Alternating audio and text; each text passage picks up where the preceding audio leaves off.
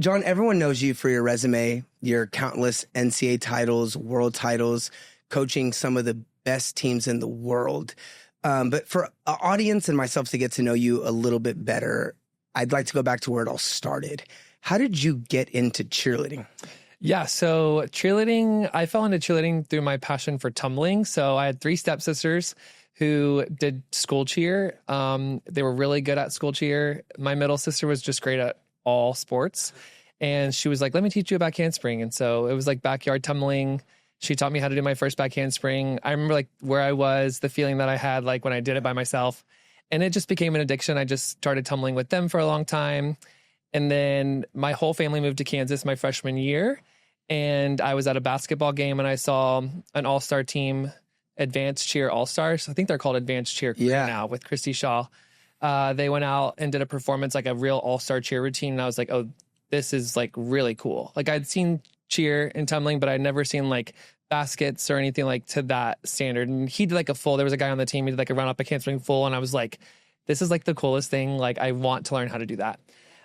So basically I went to advanced cheer. It was like 15 minutes from my house. Is that ACX? ACC. So it's like a very small gym. Is it the one that does the, it's like purple, Rockstar? Yeah. I love the owner. I see her comps and she is so into it. She's the best. Oh, I love her. Christy Shaw was like the catalyst from my love for cheer. That's her name. So I drove there, not calling, no email. It was just her in the gym. She was vacuuming with her 2 daughters, like playing around. She helped me with my standing back and I started cheer there. That was like my first real cheer season. I was a sophomore in high school. That's awesome. And then I know that you cheered at Cheer Athletics. What brought you to Dallas to do cheerleading?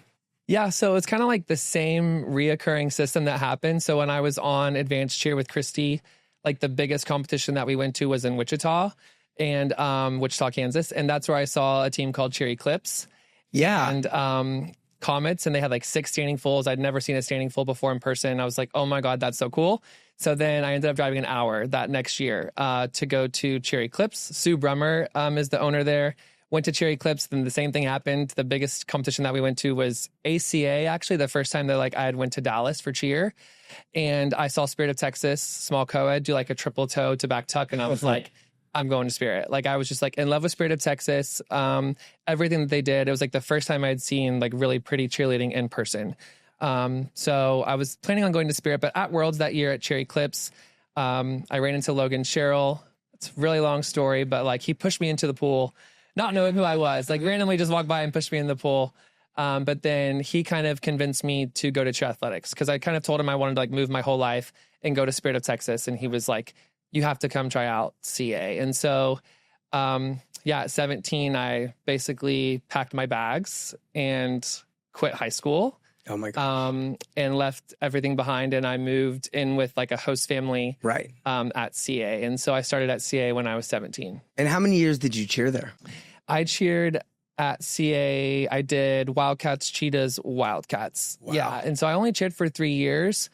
It seems like I cheered there for much longer, but I think whenever Brad was like having a serious conversation with me and was like, if you really want to take coaching serious, you kind of have to like hang up your cheer shoes. And so I could have just kept cheering on Wild I'm still capable of cheering on Wild, but I just made the tough decision to like take coaching more serious. Right. What was that transition like from athlete to coach? It's wild. Like looking back on it, I'm really glad that I did it right. Because some people don't. They do it wrong. I don't know. Like, a lot of people wait a really long time. Yeah. Like they're 26, 27, 20, 30. Yeah. So some when Brad was wait. like, you could have a full-time position here, just, put all of your time into coaching. And I took that very serious. But the transition was just really hard at first because I was on a team with like 16, 17, 18-year-olds. I'm only 18, right? And like all my best friends are on Cheetahs and Wildcats, and we're 18, 19-year-olds. Like we like to have fun and hang out. But it's like once you're on staff, you have to create like a very clear boundary. Like you're no longer allowed to like hang out with athletes, which were basically like all of my friends. Like because I was the youngest person on staff. I entered staff like the same year. His name was Brian Carter. He was like the only person that like was around the same age as me. So it was kind of like I had to seclude myself from like all of my friends so that way I could like look really professional and like just like mature into like a staff role. So it was really hard because it went from like hanging out with like all of my friends every single night, staying up to like 2 a.m. to like not seeing them at all. So that transition just in itself was a little bit challenging. And then I think people assume just because you're a good athlete that you're going to be a good coach. I think I assumed that, and I was a terrible coach like my first like 2 or 3 years. And so that was a challenge for me, was really like using my skills as an athlete and what I learned as an athlete and like turning that into what I wanted to be as a coach, not necessarily thinking that I was going to be an amazing coach. Right. And looking back on that, you missed so much time with your friends, and you, like you said, you had to kind of cut them off because they were still on team. Do you regret that, or do you feel like you made the right decision? Obviously it worked out. Right. Yeah. No regrets at all. I mean, I met my now husband when I was 17 going on 18. I was 18 when I met him. We've been together for 15 years, and I feel like he's the reason why I was able to like get through that. Like I still had someone. Yeah. Some coaches don't. Like some coaches don't have like a significant other or like even family to like fall back on. So having him was good. There's no regrets. I don't regret it because there were other people who didn't make the same choices that had the same opportunities, and they ended up like not being successful in a coaching role or like being let go or well, and it's hard too because I have a lot of friends. I've been coaching since I was at your age, also like 17, 18. I always say I sold out the cheerleading. I knew at 16 that coaching was what I wanted to do. I didn't care to be a career athlete or anything like that. I just wanted to coach. But looking back on it too, there are those times that you miss with your friends, but it always feels like it's the right decision. It looks from the outside looking in, it looks like you climbed, because I followed your career because I've worked in the same area as you for a really long time. And it looks like you climbed the coaching ladder really fast. You were what looked like one of the youngest assistant all-star directors at Cheer Athletics. You coach some of the best teams in the world. You've choreographed some of the most iconic routines. If I'm 20 years old and I'm just getting into coaching, what do I need to do to get there? What did you do that you felt like separated yourself from the rest? Because I think looking at it from the outside, you just appear there. You just show up as the assistant all-star director and Panthers coach. But I know that there was probably a long road. But what did you feel like you did that separated yourself from your peers at that time? I think just one huge separator for me in general, not just getting to where I was, but in life, is just I'm very passionate about it. I'm just very passionate about what I do. And I think that's something that stood out about me, like to Brad, Angela, and Jody, like was my passion. Like they knew that I loved the sport. I was very educated. I knew like everyone's routine. I knew like every single team in the division. But then I think Brad is like the main reason. Sorry. I'm getting emotional. I just love him. I could talk like for 3 hours about just Brad. But he's the reason. He knew like I had a gift. Yeah. And just second chance, third chance, fourth chance carried me. But it wasn't easy. I think a lot of people think that he put like a lot of time and attention into me. So I was like favored, but it was like the quite opposite. Like he had like knew what I was capable of and like had really high expectations. And so that, I mean, I just say Brad. I know I did it, right? Like I was the one who did it, but he gave me the platform. I remember like I was like 19 or 20 and he was like, we're going to give you Panthers. And he was like, and people aren't going to be happy about it. He's like, there are people here who've been here for 10, 12 years. They grew up here and they're not getting this opportunity. And he was like, you are getting this opportunity because you can. And so he showed me, taught me. And I think I had like that gift that you have to be born with kind of. So outside of that, Brad sat me down and was like, you're getting Panthers. You know, you've showed, like I said, when I very first started, I'll remove the emotions now. When I very first started, I was a terrible coach. Like my first 2 years I was on IBK. Like, when is this over? Like, I'm so done. Like, I want to watch Cheetahs and Panthers. But what really propelled me was kind of my lower level coaching. When I very first got into triathletics, it was just the world's teams. Like when I very first got there, like the lower level teams were not great. And then Aiden kind of came in the year, either the same year as me or the year after me. And then that's when I took on Kitty Cats, started like winning everything with level 1, which had never been done before at CA. And then created Sassy Cats. Like, I want this name, I want this team, I want it to be this vibe, I want to go in this division.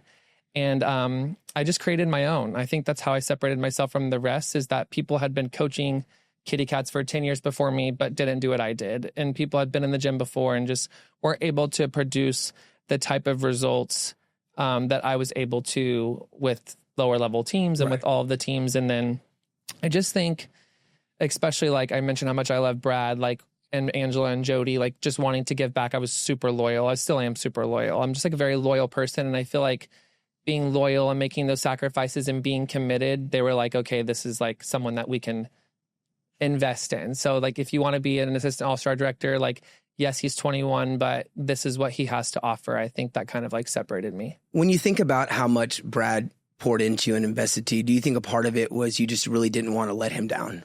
I never felt like I could let him down. I know that's so weird. And I'm only getting emotional just because I love him to pieces, and I'm a crier anyway. I am too. But no, it's so weird that the way that he made me feel was like I couldn't let him down. It was like if I did something or the team did something that wasn't up to par or that wasn't as good as it needed to be, I never felt like shame or like pressure or like come down on. It was just kind of like Brad is just one of a kind on like handling situations and that's so like special because I remember when I got into cheerleading, my person like that was Lou from Spirit. He just took me off the Lou, shout out Lou. Yeah. He took me off the streets, and I was 15, 16 years old, and I was just dropped out of high school, and I didn't know what to do. And I came in the gym randomly to drink water because we were skateboarding across the street. And he was like, "You want to learn a backflip?" And I was like, "He's the best." Yeah. And then I was like, "What do you do for a living?" He's like, "Just this, teach backflips." And I was like, "Oh." And I just spent every day with him after that. And he did. I mean, he saw something in me as an athlete, but then he was like, "I think you'd be a good coach too." And so he almost showed me how to spot and showed me how to coach and do all those things. And that's kind of what started it. It's so interesting how people like that can make such an impact in your life and just the trajectory of your life. And it wasn't like he sat me down and was like, right, no, this is how you do this and this is how you do this. It was just more like, I feel like I had like a more sponge mentality compared to everyone else. Like I could like watch and kind of like see what I loved about him and what he did. And like, he always led by example. So anytime I ran into a situation or like had frustration or needed help, it was kind of like, what would Brad do? And like, how would he handle it? And he always handled everything with just like grace and poise and passion. Yes. And so you still see it now. He's still so passionate. I mean, I watch all these clips on Instagram and I'm like, he's out there like spotting baskets. And I'm like, God, I just admire it so much. Cause you know, as you get older, you start wondering like, can I still be on the floor? Can I still be as relatable? Can I still be as fun? And he's still everybody's favorite coach. Yeah. I work with 10, 12-year-olds and they're like, we love Brad. He's the best. He is. Absolutely. Like, and it's coming from someone who I'm talking like through fires, through the good, the bad, like anything good or bad that was going on through like cheer athletics or like our teams over the last 15 years, like we were in it together. So I can truly say I've seen Brad like at his best. And like when he was like he lost his mom during NCA, like didn't come to NCA, like losing his mom, showing up for the kids. So it's just like, he really does just lead by example and treat everyone with respect. I've seen him like, not just the way he treats athletes, but he runs like over 100 people on staff. And delegating like really needy staff, honestly. Like the staff at Plano is like, I'm not saying needy, but it's like they need a lot of attention.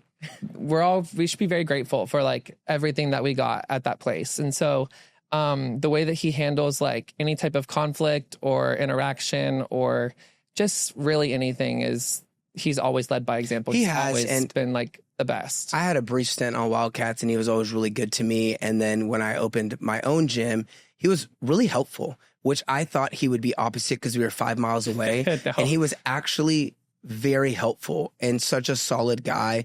And I've always really admired his ability to be vulnerable, even with his personal life, like with his friends on social media and stuff when he was going some of the stuff with his mom, because he was really kind to me when my grandfather passed. And that was like my dad. And he reached out and he would talk to me, and just to see him being vulnerable and open also just lets you know how human he is and how real he is and how just okay he is with imperfections and just showing that other side of him. He's, you know, I don't have a great relationship with him because I've never worked for him, but I've just always felt really close to him. And I know that sounds weird, but I just have, because he's allowed people to come into his life like that. And I think you got to get him on the show. Yeah, I would love to. Yeah, I would love on the show. He's really personal. I mean, I know this just from being a really good friend of his. He's really personal on Facebook. That's like his life journal for Harlow. So like he wants to document like anything and everything for her, so that way she can look back and like see every little moment or anything. It's so great too, because as a coach, he's a giant. I mean, it is relatable. He's Superman in the industry. He's what I strive to be. He's a phenomenal coach. He's a great leader. He's high energy. He's fun. He still looks great. I mean, oh my God, I know. He older. It's annoying. Courtney only gets buffer by the day. Literally, exactly. Yeah. And it's just to see him on there being so vulnerable and so relatable. It's like, it's refreshing. He doesn't hide behind his feelings or a mask. And I love that about him. Yeah, I can truly, Brad is one of the only people that I will ever speak this highly of and really not have anything negative to say. You usually can find somebody that's a little bit annoying or negative. And if we've got into it, right? I mean, we coached Panthers for 10 years together, Cheetahs for 5 and as directors together. But I'm really glad that we spent time talking about him just because he was my father figure at 17 and then a coworker. He really was probably the biggest impact on me developing not just as a coach but as a person. When I saw him create a family with Harlow, I was is that something that I want to do? And it kind of gave me the confidence and he was just incredible. And for him to, you said, for him to be able to be there at all these different stages in your life, from an athlete to a first-time coach, to a director, to a father. I mean, that's a really special relationship. It's the best. Yeah. Yeah. Shout out Brad. Yeah. Shout out Brad. What a Brad segment. At 21, you became the assistant all-star director? I think it was around whenever they developed the role. It was a brand new role. Yeah. Mm-hmm. What was that like, managing people 20 years older than you? I mean, there's got to be some animosity. I mean, there's no way there was. There was. I really took Brad's advice and just chose not to focus on it because, and not just his advice, many others' advice, because I can't control how other people feel or what's happening, to them. All I can control is how I react to it. And I was working around a bunch of my peers at the same time. Ray was around my age, Derek, Vic, they're all around Ryan Musgrove was on staff. So I was going into it with people that were similar in age. So I kind of knew that I had them, they had my back. You know what I'm saying? It wasn't they knew that I should be where I should have been. I think having Ambril and Courtney, because it was 3 of us at first, and it was there was Brad, which was the all-star director, and then me, Courtney, and Ambril, and then there was level director, so one for every level. And we kind of oversaw the level directors and things like that. But having Ambril and Courtney was a blessing just because we had different strengths. Ambril's very technological, super intelligent, analytical brains. She was the brains of it. And then Courtney was just super organized, super good at delegating and structuring out ways that we could implement systems that we, but she's just on it. She's just on it. And then I brought this new, I think creative, the mop challenge. I kind of came up with that at CA. I was the creativity, fun, passionate, wild, energetic side. And we all kind of just meshed really well together. And it was a really nice balance of being realistic and strategic and also fun and energetic and having that cohesive. Well, and it's interesting too, and I'm sure it's around that same time, I was at Pro Spirit in 2011 and 2015. Yeah. And you're right. Cheer athletics' lower levels weren't good. Level 4 and under, we had that. Mm-hmm. Yeah. And then I don't know if they had a meeting or what, but it just turned around that time. You got with Kitty Cats and Aiden showed up, and I think Monica had just gotten there, and it just got really competitive in those lower levels. But the one thing that you always have done that stood out is you've been able to take these teams like Kitty Cats and Sassy Cats and the more not as popular teams, right? Everybody wants to be on Jags, and make them feel really special. There's very specific memories I have in mind. And again, we don't really know each other before this year, really. And I remember a couple of things of one, you used to always post all your kids, it'd be Kitty Cat Day. And you'd post a picture of them and something on Instagram about them and who they are. And you'd introduce all the kitty cats. You've always done the TikTok trends with your kids. You've, made Sassy Cats start off with a dance and do something different in the pink bows. And I remember watching you at a competition and you changed outfits 5 times because you had a Sassy Cat sweater, or you had pink shoes, and you had lime green shoes for Thundercats. And you were I feel like they put you on the teams that are struggling to make them really good, but also make them feel really popular. Yeah, it's weird. You did that. Yeah, you did that. I did do it. Yeah, with Thundercats also. Fury Cats. Yes, they weren't as great, obviously, and then you're on them. And then it was not only were they good, they had this sense of energy. Like they Yeah. just had a thing, they had something, and I'm sure it's the routines and that you've been able to choreograph, but they had this boost of just like morale. And I think that's probably what you've done really well in that practice. position. It took practice. I think I struggled, especially my first year having 4 teams. How do I delegate my time evenly? Especially getting a world team for the first time with Panthers. I was like, oh my God, I have to, like, this has to be amazing, blah, blah, blah. And then Sassy Cats and Kitty Cats can't feel like I'm always with Panthers or I only care about Panthers. Like that, my first couple of years, I kind of like learned like the wants and needs. But like when you say like they feel special, it's because they are. Yeah. Like to me, like when I'm standing in front of Kitty or standing in front of Sassy or whatever team it is, I make them feel like they're the only thing in the world that matters.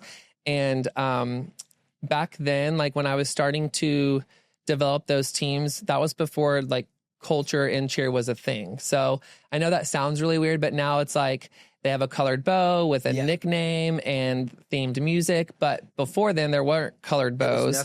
Yeah, there were no nicknames. So with Jamie Lou, who works at CA, was just like, when we got Sassy, she's like, we just need to create something that girls want to be a part of, you know? And so we went to the owners and like, can we please wear a hot pink bow, which had never been done before? And they were like, I guess, you know, and we just took a name, Sassy Cats, that was so weird back then. They're kind of like looking at us. When it first came out, yeah, when it first came out, I was laughing. Yeah. I was like, this is the dumbest name ever. And now I'm over here doing the dances at home. We started with our dance that year. I think it was more like, how can people talk about us? Like, what can we do for people to talk about us? Because people want to be talked about and the kids feel special that way. I know with Kitty Cats, my first year on Kitty Cats was the first year that Summit was ever a thing. And we had like won this bid to Disney World. I didn't even get to go. I didn't even go. But like Summit starting and like culture branding was starting to become a thing. And I think that was something that I was very passionate about, was sticking to my teams and like creating tradition and bribery, honestly. Like I was like, if you hit day 2 at NCA, I'll post each of you on my Instagram. So yeah, just creating something that was really special for me and fun to be a part of. And honestly, winning with Kitty felt just as good as with Sassy and just as with Panthers, because it's like the stakes are the same. Yeah, and the journey's the same. The same. For, you know, coaching teams like Panthers and like Sassy Cats that are on such a big platform, what don't people understand about the pressure and the expectations that come along with that? Because from that side looking in, it looks like, oh yeah, give me Panthers. Like it seems so fun. But I remember, you know, asking you, and I was like, why don't you just go back and just do Panthers? And you're like, because it's not just Panthers. It's not 4 hours a week. No. You know what I mean? So what is it? I don't know. I don't know how to describe like what it takes or what it is. It's just a lot more time consuming, energy consuming, and you have to practice the way that you want to perform. I think the mental game is probably the most important. And I think the thing that coaches don't focus on the most is when you're coaching a team that the entire world expects to not only hit, but to win the division, you have to mentally prepare them to be able to handle that pressure. Yeah. And like, if you were going to tell me best case scenario, Panthers are in day 1, you're in first going into day 2, you get to go last. All you have to do is hit your routine. Everyone like either crumbles or they go, you know? And so I think being able to teach your kids to go and to believe in themselves and, to have that confidence when the pressure matters, you have to prepare them for that in the gym. And I don't think coaches really know how to prepare for that until you have to. So unless you're put in that situation, I don't really know.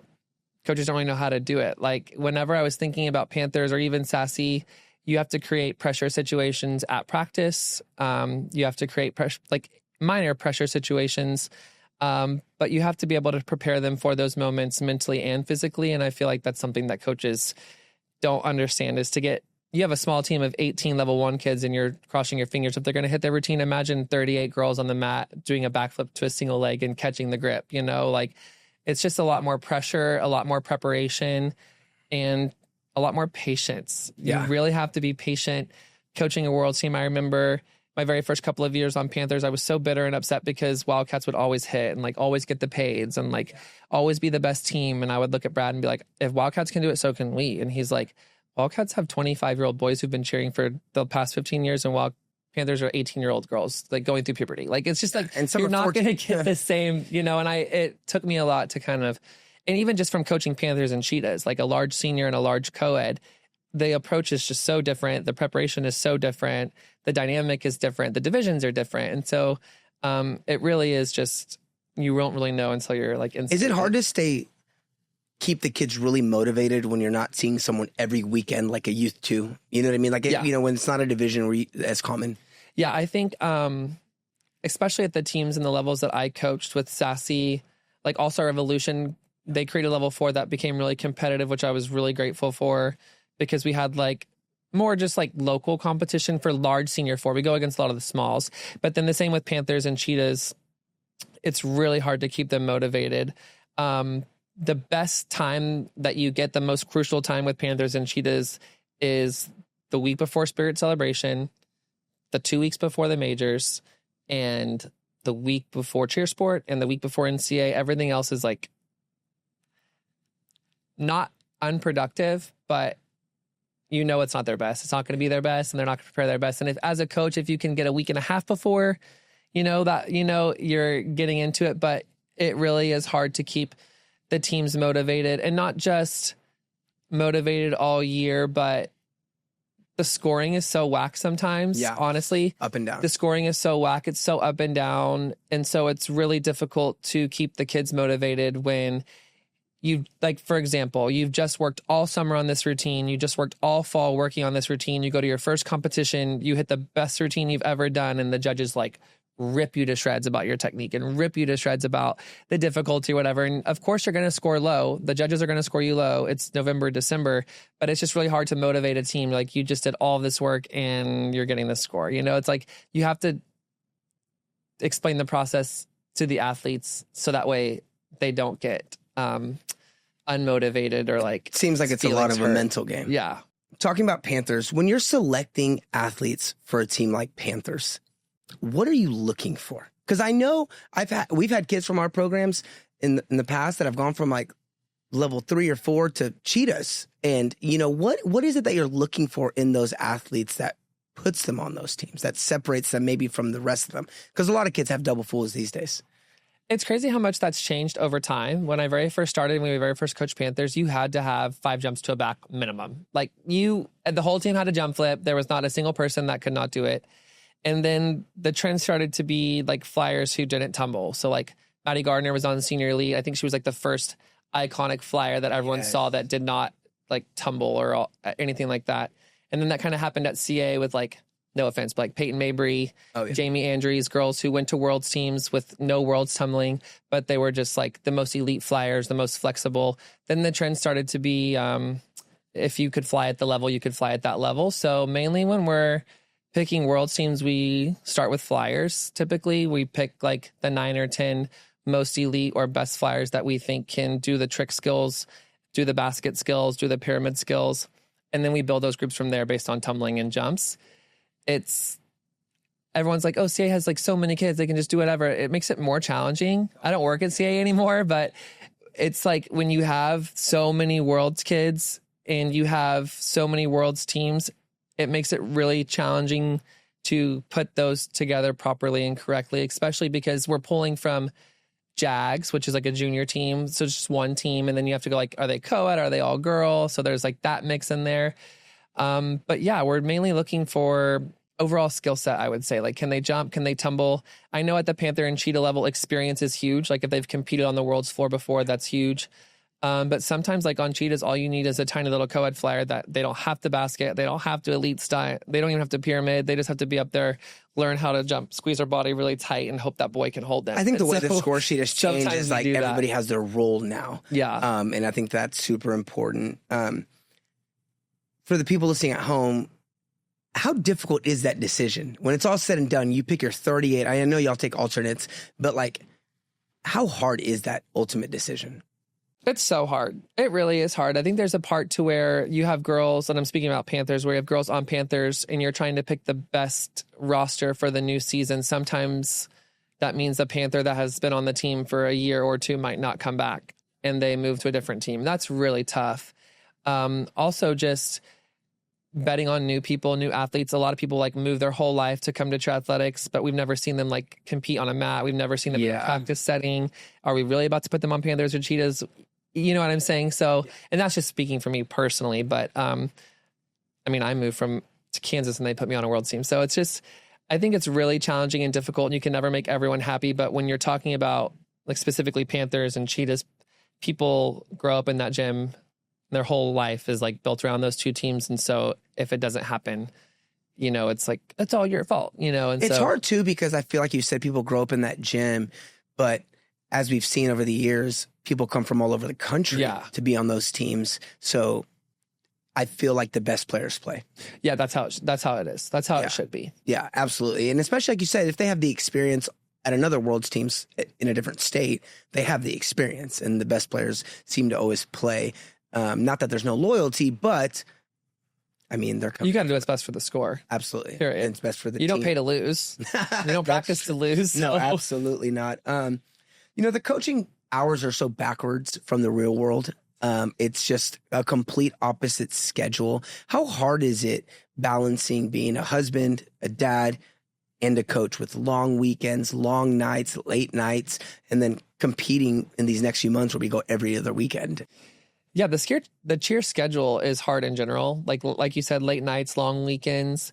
When we started having a family and having children, it wasn't too difficult to balance. I felt like it was pretty natural just because I'm an organized person. I like to plan ahead. I like to feel prepared, like in all aspects. I like to be the best at everything I do.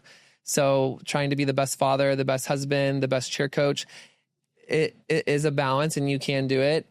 I mean, a lot of people do it. Shacey works at CA. She has like 6 kids, multiple teams. Like a lot of people do balance it well. I felt it pretty easy to balance. I just chose not to want to balance it, if that makes sense. I didn't like sacrificing time at home or time away to be at the gym, but just the schedule, the hours, the pressure, the stress, honestly.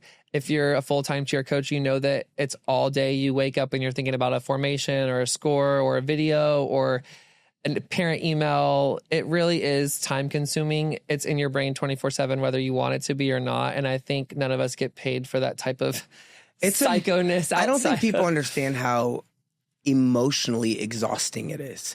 I mean, it is never, you know, I have friends that have regular jobs, and when they turn it off and go home, it's done. They'll get back to the accounting tomorrow. Right. And with us, it never stops. It's so emotionally exhausting that it takes a toll on you sometimes if you don't know how to separate it. Do you feel like that's the reason you stepped away from full-time coaching? Yeah, for sure. It was just, I kind of felt like my whole life was revolving around that schedule. I had been at CA for 15 years. And whenever we developed like a family and I became a dad, it was just, I didn't want to spend time away from my kids and spend time with someone else's kids. It was just like, I'm putting a lot of time and energy making these athletes and teams better, but what is that really doing for me? For your life. I felt like if, like at the stage I was at, it wasn't really for me anymore. It wasn't bringing me much joy. Don't get it wrong. Like when I'm in front of my teams and I'm coaching, and like at Worlds, my last year was probably the most fun just because I was like the most present knowing it was my last, but it just wasn't really for me. I didn't feel like I was doing something that really lit my fire, like fueled my soul. I love the kids. I love the coaches, but I didn't really love coaching. I didn't really love like the intense pressure all the time. And now that my kids are about to be 5 and 3, it just feels like time is flying by. Cheer will always be there. Always. But like kids being this young won't be. And I just felt like I was just not, I was happy, but it just wasn't my cup of tea anymore, like the schedule. And like I said, I could have just done Panthers and Cheetahs, but then I'm still in the gym 4 nights a week, thinking about it 24/7. It never turns. Traveling a lot, you know, for the competitions. It's a huge travel schedule. And it's hard to stay on top. It wasn't wasn't really, really, especially because you don't know, as little as I know you don't know how to do anything halfway. Exactly. And so if you have a team, they're going to be the highest scoring team in the gym and at the competition. I can't half-ass it. Yeah. I can't just do it for the paycheck. You know, it's like, it's not what I'm there for. And it is. And that gets exhausting. Do you miss it? I do miss it, obviously. I mean, yeah. you got me to cry over Brad. I mean, I miss the people and I miss the kids so much. And like you said, I was like doing TikTok trends, and like I always had fun at the gym. I always found a way to like have a lot of fun while I was there. I do miss coaching. But I get my people, I still do routines at Plano. I still do routines for a lot of my like favorite clients and people. So I'm still involved in the cheer world. I still get to see like some of my favorite people. I do miss it. And like, even after the first year, I was like, do I want to go back? You know, like, is this what I want? So yeah, I mean, it's just a part of what I did. Like, I was doing it for 15 years. So yeah, I do miss parts of it for sure. But I feel like watching from the outside, I just feel like the industry is getting crazier and like more stressful, and like scoring is making less sense. And I don't know, it just feels very weird and chaotic just watching it from the outside. So, yeah, I do miss coaching. Yeah. Being in the gym every day. Yeah. You obviously have a gift for choreography. It's something that you're really gifted and talented. And I think that some people just have it. You know, you can learn to choreograph routines, but at the level that you do it and the creativity that you have, it's so special. How many routines a year are you doing right now? Oof. I'm not sure. This year was obviously my busiest year. Just coming off of my second year not being at CA. I haven't really counted it out, but if I had to guess, I would say almost like between 40 to 50, like full routines. Wow. Or yeah, I would say like around 40 to 50. Like, I did all of CA Frisco's pyramids and dances. So that. It's like, is there part of the routine that you like the most doing? Like,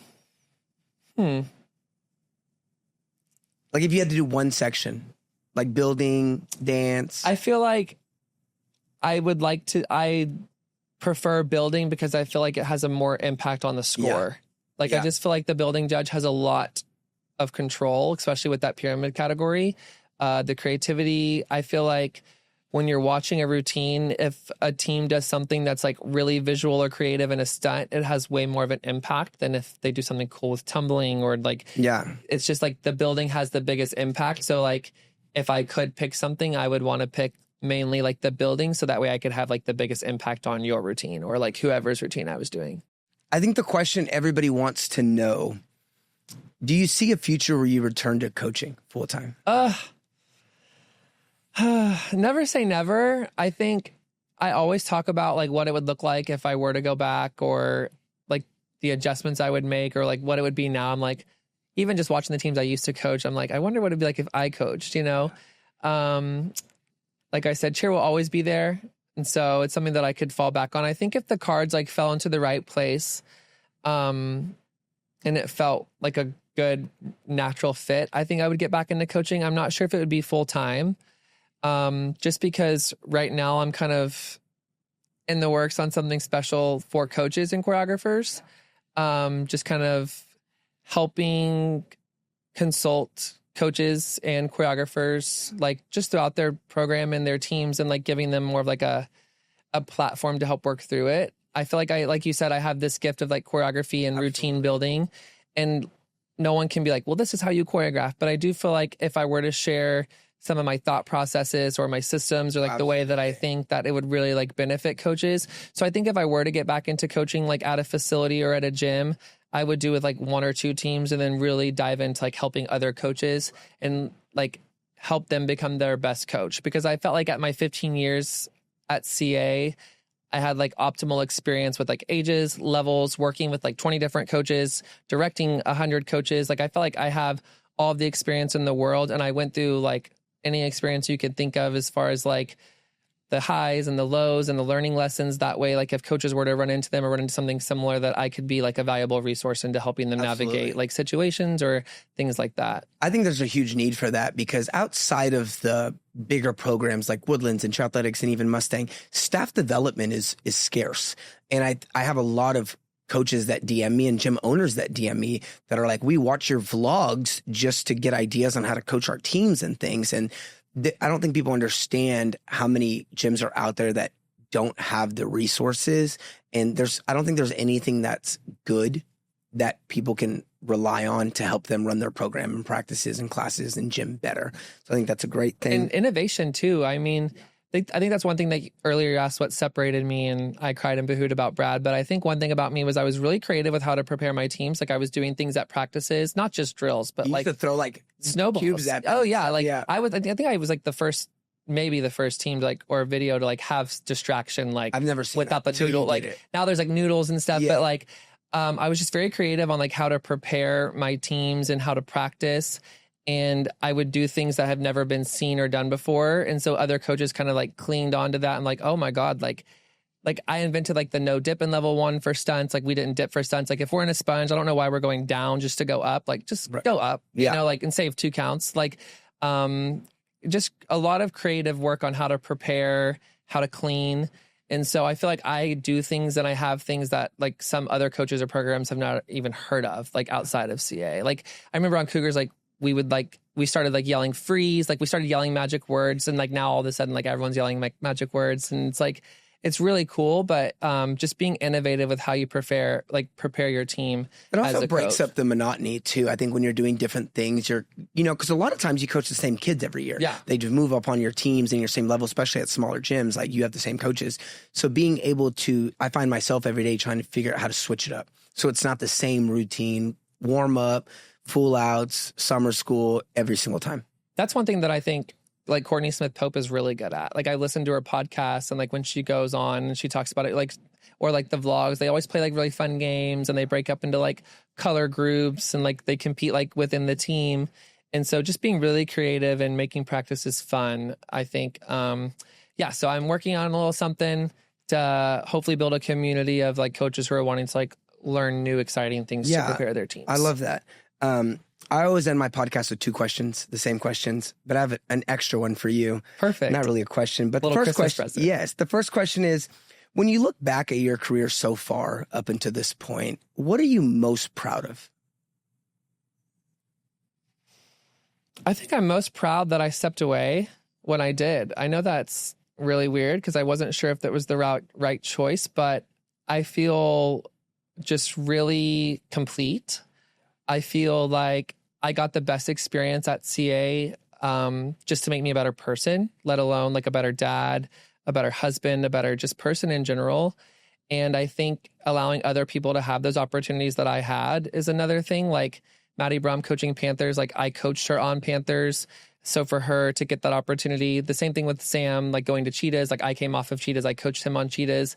It's like they're living like the life that I lived almost. Like I got Panthers and Cheetahs when I was their age. And if I wouldn't have left, they wouldn't have had those opportunities. Well, I think. So I just really like that I'm able to like take a step back and look back at my time and like what I did there and just be really proud of what I did. And like that I kind of like wrapped it up in a bow. Like I feel like complete. And then I'm able to go back there is awesome and still do routines for all of them. But I think I'm just most proud of my ability to just be molded.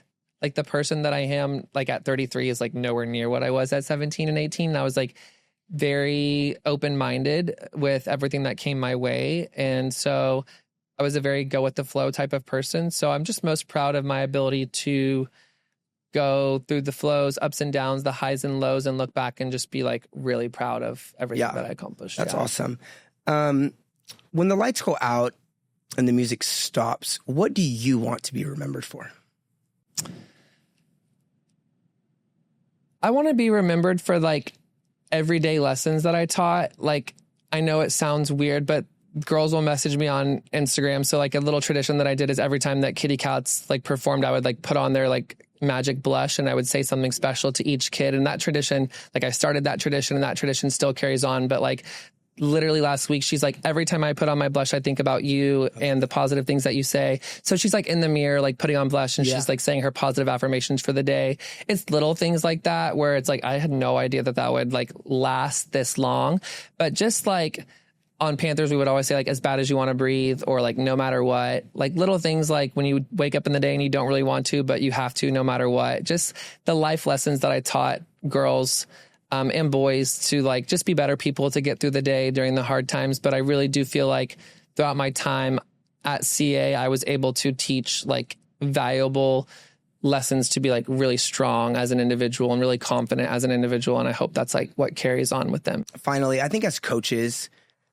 we feel the love every day when we go to the gym, but I think... No, you don't. Yeah, you do. But I think I know. But I think that in the chaos, when it gets super stressful, a lot of times coaches don't hear the things that they do and the impact that they have on the community. So I just want to tell you, John, I really appreciate you. I've worked with athletes that have been on your teams for 20 years, as long as I've been in the industry. And everybody has always spoken so highly of you.